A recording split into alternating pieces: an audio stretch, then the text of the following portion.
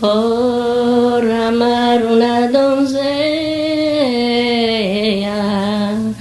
de muy chica edad, sufriendo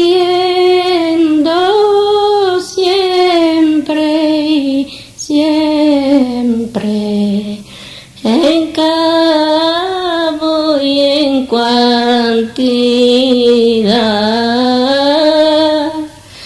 sufriendo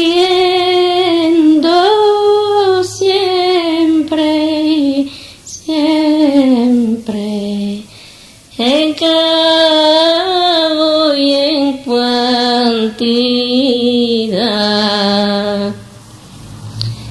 Cuanti más yo la amaba, ella me aborrecía. Cada vez que ella a mí me veía, así me decía.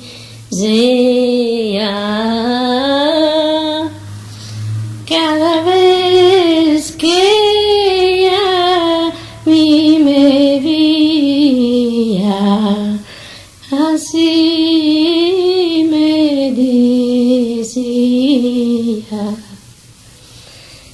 Retírate, mancebo,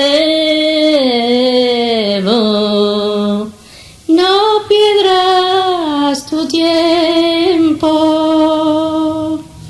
ni menos a tu mancebes, fatiga no te